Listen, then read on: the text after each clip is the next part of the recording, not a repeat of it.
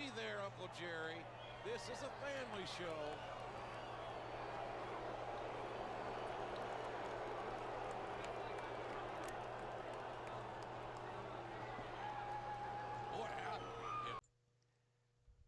Hey guys, let's sit down. Come here, have a seat. I guess any pair of thighs will do. There's plenty of them going around here. Not mine though. Now you're not in trouble, but I think we should just talk just a little bit, right? Let's discuss the concept that has I've been thinking about for a little bit, right? Let's talk about the power trip and how we need to realistically stop caring about it. Like I get it. That one there's always gonna be that one person who either thinks a character should be like this or they have a character that is like that where they're like, this person's so strong, so like powerful, so great, so fuckable that everyone loves them, nobody hates them. They could sneeze effortlessly and just beat like anyone they come across. People are always trying to like be their students, get autographs, swarm them, swoon for them, like kiss them, marry them, blah blah blah blah blah, right? And ultimately, I don't really care when people do stuff like that because I'm like, hey man, it's your world, right? It's not like it's canon to any universe that it's gonna be in. You can do all the Star Wars, Harry Potter, Sonic, Dragon Ball Z fanfics you want. It's not gonna be canon to the lore. It's only canon to your lore and your world and your little circle. It's not hurting nobody. That's fine. Now, if someone does something with malicious intent, that's a little bit different. Like I think I saw a guy a while ago. He drew a picture of his like OC standing on a throne or sitting on a throne, and he had like a bunch of random people's. Well, I say random, random to me. I didn't know them. Not to him. He drew other people's OCs like basically in provocative outfits, chained up, like on leashes, basically just worshiping this person. Then asked for their consent. Then asked for that. I was like, wow, that's really scummy. And shows what a little person you are that you have to do that. That's because again, you don't. It's like an unwritten rule too. You don't draw people's characters for them without their consent. If you're gonna gift them something, that's technically fine, but it's also good to ask them in advance if you can, just so there's no misconceptions. Because some artists I know don't like receiving artwork of their characters or don't like having their characters drawn without their knowledge or consent. So yeah. Now, obviously, some people want that or want to be that person, like because again, it's a fantasy. Some people want to be an idealized version of themselves, like a self-insert. Like maybe this character that looks, acts, and thinks like me is so strong, so cool, so powerful, and everyone loves them. You know, they're just so great. But it kind of falls a bit under delusion at times because realistically, you wouldn't like those kinds of people if you met them. You'd probably think they were annoying or maybe try too hard. But at the same time, if it's like something like someone wrote it on like a fan fiction, someone wrote it on, or someone like drew a picture of their characters being like loved by people. It's like, oh, okay, that's cool. Someone made an animation of their character, and the animation's actually pretty clean. All right, cool, that's fine. You know, like again, you're not hurting anybody, but also it's a thing of like we gotta stop letting people who write these things or make these things bother us so much. Like I get it. If you're tied to a fandom, you really like the fandom, and you see someone essentially making a mockery of the fandom through, or at least in your eyes, by mischaracterizing some people or just coming up with some random headcanon that doesn't work with any kind of a narrative, or the person just seems like a pompous asshole, right? Then yeah, I get it. I mean, hell, I love Dragon Ball Z, but goddamn it, you know how many pictures or other things I've seen of like just Goku having an affair, despite the fact he would never do that in any iteration of himself. Or God forbid, Android 18, Bulma. Like, I mean, hell, just looking at like Sonic too, it's like anything with Rouge. It's like, yeah, it's like okay, I could see people as going a little bit wild with stuff like that. But again, sometimes it's harmless fun. Sometimes it's just like drawings or just like I said, it's not like they're not treating it as canon. If the fans run with it, the fans run with it. They can't really do nothing about that. They're gonna have what's in their head regardless. But then, like, let's say you see someone that they make a character, right? And their character is just like, oh man, this character that I made is so strong and so cool. He and like all the women want to be with him, all the men want to be him. Like, good example. This is something that I don't know why I have this random nugget of information tucked away in my brain. This shows how much of a dork I am. I used to read Lunatics Unleashed fan fiction, and I remember there was a specific one that someone made where the Lunatics get a new leader. Because it was like the first episode where they had to stop the like ice space Vikings. And before they can get to the penultimate fight of the episode, someone comes in and basically single-handedly trashes them. And so, afterwards, he tries to leave. When they try to question him, he attacks and basically just starts trouncing them. Then I think it's Tech E Coyote, who's like Wile E. Coyote's green variation. He like pushes two metal plates to like sandwich the guy and lock him in place. The guy physically puts his hands out, basically slowly and effortlessly, I might add, pushes the plates back. And I think Ace himself is the one that says he's not pushing with any kind of powers. He's just that strong. And I was like, oh my god, of course he is. Yeah, and he becomes their new leader after that. Zadavia basically goes like, yeah, this guy's awesome. He's going to run you guys from now on. I don't even remember how that story ended. I just remembered that I remembered that. And I was just kind of like, that's stupid. But again, it's like I said, not every writing thing you find on fanfiction.net is going to be like quality reads, okay? Sometimes you get a really long, in-depth, and well-written story. And then sometimes you get like Shadow the Hedgehog yelling out slurs while trying to drown people in the water. It's all over the place. But again, that was an example of me just looking at that and being like, okay, so this person's basically, it's not even that they're bad in the sense of just being overpowered and, like, I guess egotistical about it to an extent.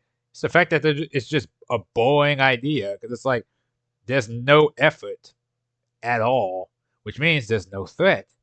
And again, stories like that are fine in short bursts. And I know people will go, what about One Punch Man? It's a joke manga. It's a parody. It's a gag. It's meant to be like that. You can stretch it out a little bit further. But again, people are finding it hard to take those kinds of characters seriously because it just always seems like you're trying too hard to be the big man on campus, so to speak. And like, you see, you look at that kind of person, you go like, all right, man, you're doing too much. Like it's like the people that like when they RP. Again, bit of a nerd moment here. The godmothers, the people that just basically have the best gear, the coolest things. They walk into a room and everyone like looks at them in hushed silence because they're just like, oh, it's that person, that really cool, strong, important, badass person. Yada yada yada yada yada. And they always have to like just have the biggest dick in the room when they walk through. And it's just like, okay, man, you're doing too much. Chill out. Because again, sometimes you can do all that with just a little bit, just by chilling. Okay, I'm about to show you how much of a nerd I am at times. I'll give you two good examples of people like this. I remember some guy made a giant group chat RP for like a prison thing. And it was more of an action setting. It wasn't like the dark things that go on in prison. But it was basically the equivalent of like a prison fight club. I was there, and I remember he would walk around the room, and like people would like clear up, give him some space or whatever. Like, but again, he was the guy that was in charge of the whole thing, so I was like, I get it. Like literally, he was the one that made the group chat, so fine, he could be the biggest fish. And then, like it's like, okay, this guy's clearly the head honcho. Everyone that got introduced afterwards, for some reason, when they introduced themselves, were like massive. They were all massive badasses. They all had like body counts for people killed and people slept with, I guess. People were like talking about them in hushed silences. People were nervous. People were leaving the room. People were shitting themselves. One guy got airlifted in via multiple helicopters. He had into like the open prison yard, had a whole big ass SWAT team with guns trained on him, and then they pulled the cage open, reinforced by the way, and the guy stepped out. And all the fish man that made the thing said was, "Oh man, it's crazy. I think I finally found somebody as not more, but as scary as me." And bear in mind, the guy is also the guy that came out of the cage is like 200 feet tall and like basically a walking behemoth monster, man. I'm just like, fucking course he is. And so that became a thing. And then, another example I remember, a guy set up a bar slash club, like a big like group area thing. Like literally, he assigned people to jobs that they had to check in either every day or every other day to like serve people and do stuff. And it was crazy too. He had like a massive network system. He had bouncers. He had security guards on the inside. He had bartenders, waitresses, dancers, and he was like the manager. And I'm just sitting, and he had a nurse, or not a nurse, like a doctor, like an on-set doctor. And I was like, how the fuck does this even work? And so I remember he put a group chat together, and somehow I don't remember how he did that. Like like everyone that was working for him, it was in the group chat, and I was like, okay, this is a thing. At one point, he just types in the chat that he snatches up all the women, pulls them into his room, and then you hear a bunch of loud banging followed by moans. Like, just completely takes any agency away from them. And then 5 seconds later, someone else types up that they throw him out the goddamn room afterwards, and I was like, yeah, I saw that coming. Again, he played it off as a joke, like saying that he just squirted them with like mayonnaise or something. I'm just like, dude, you're doing too much. Take it easy, man. It's not that deep. And yeah, so like stuff like that was like, okay, dude, y'all doing too much. Which, and I know it sounds like really stupid for me to say this, considering like you're seeing the picture I have right here right now. It makes me sound tone deaf. But I'm gonna throw this out there right now. I did not make this commission. My friend did. And secondly, she actually ships her characters with mine at times. Like, literally. I got about 2 or 3 of them that are shipped with hers. I'll introduce you to some of them later. But again, Elyon, I don't know how. He gets, I guess you could say he gets play. He pulls women. I swear to God, I don't make him do that. It just kind of happened. When I first made him, I had a friend who made artwork and she wanted to draw him. So she drew him because she thought he looked cool. I was like, oh, cool. No, thank you. And then she drew her character too. So she's like, can I draw them together? Like just doing stuff every now and again, like just chilling. I was like, yeah. Then she saw it. Then I told him he was a mercenary. She's like, can I join your crew? You know, because I have knives. I was like, yeah, you can be a member. Boom. Join my. Then she started drawing artwork of them. Then she started drawing artwork of them doing stuff. Let's just say that. Same thing. I ran into that bird woman, Lady Sweetbeak. We'll call her that. Got a commission with her. Then she started drawing for me every now and again. Sometimes I commission her, sometimes I wouldn't. And Elyon would get art with her. Boom. Another one. Same thing. I made a friend. She drew artwork of him. She drew him in his super form. I commissioned her every now and again. And sometimes during the holidays, she'll draw me like something. Like for my birthday or for Christmas, she'll draw me a picture of my character. That was cool. And they the ROCs never got together at one point or another. And we dress up all the time for cosplay. It just happens. So on and so forth. Same thing. I have Alex now, but like when I didn't have Alex and I used to get artwork for them, like I said, sometimes they just cosplay. Sometimes I would have them dress up. Sometimes they would hook up. Then she would draw artwork for him too. It just kind of happens. And now Elyon, because again, all my friends made the same joke too. They're like, Elyon pulls. I'm like, I don't know how that keeps happening. He just does. And I didn't even I wasn't even trying to do that. I just made the guy because I thought he looked cool. I didn't even give him a backstory like that. it expanded though because I had to keep coming up with lore because he kept interacting with people to the point where he now has his own lore. Same thing from his artwork to the RPs I had to be in to like just coming across people who want to draw. Like I always say too, any artwork he is in is technically canon unless I say it isn't. Like he's never hooked up with Rouge, so the artwork I have of them not a real thing. But again, I didn't even try to do it. It just happened. This picture, like even this picture, he only has like out of the 5 women in this photo, he's only hooked up with 2 of them. Well, actually, wait, maybe 3. I gotta double check the bunny. And again, technically, 2 of the women here are one person because she could shapeshift. So that's a thing. But again, I didn't choose for him to do that. It just kind of happened. Same thing with my Sith Lord. Originally, the only person because I used to play the Star Wars: The Old Republic, which I guess I'm still playing now. But same thing.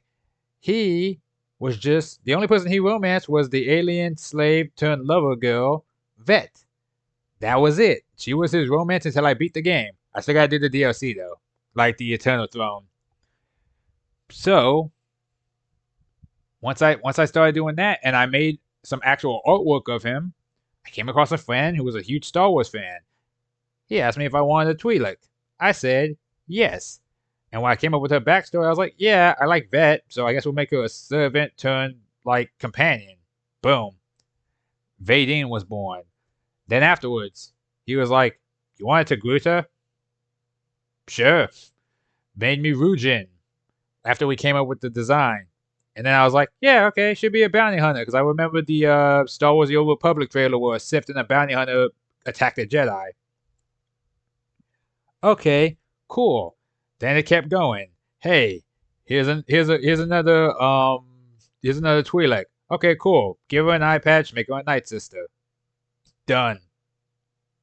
Hey, here's a robot because I wanted a female robot, or not a female robot. I wanted like a female alien, Kit Fisto, and he was like, I made her a robot. I was like, sweet, I have a battle droid, like an official one. I mean, boom. Then he started throwing his own characters into the mix. Doll, even not Zon. Is it Zonda or Vav? Which one was it? I can't remember. But he threw one of them in there, just cause. Oh yeah, then he threw in Leia, who is the giant buff Twi'lek woman. And let's see. Then who's the recent one? Yeah, he gave me a Mass Effect Asari specifically for my Star Wars character, and I was like, okay. She's not quite in the matriarch stage yet. She's getting there, but she's almost there. The fact that I got those all, I basically got a harem from the same guy. God damn it! It's beautiful. It's awesome though. It's so funny.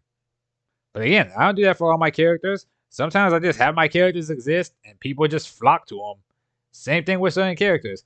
You're gonna find people who, when they god mod, it's really annoying and really unlikable and really boring. Okay, or you get the person that just draws that makes the person that everyone likes. It's like, whatever. Maybe it's a charisma thing. I don't know, because Boo was kind of the same way. Every time I got artwork of her, people kept trying to ship with her. So I don't know. Maybe I just got the magic touch, or maybe people were just weird. A little bit of both, I guess. But like I said, live and let live. Again, if they're doing something and it's harmless, ain't hurting nobody, even if it's a bit obnoxious or annoying, just leave them to themselves. At the end of the day, they'll tire themselves out eventually. Or if it does bother you that much, don't look at them. I guess block them. Just out of sight, out of mind. Can't complain about something if it's not there. Which I know you can make the argument of, oh, that's cowardly. It's like, why would you consider engaging with it then? You'd be losing brain cells in the argument by even making it a thing when it really isn't one. Let people have their own powers and freedoms to make whatever they want to make. Even if you don't like it, fine. Just don't look at it. Just, like I said, it's not for everyone, really. Like, I get annoyed when I see it sometimes too, but I'm just kind of like, this ain't for me. I'm gonna move on and go about my business. And who knows? Maybe one day you can make a big enough. If you make your own works or whatever, it can be a big enough thing that gets its own following that you know gathers its own fan base, and then boom, now you have your own little subsection of stuff to mess around with.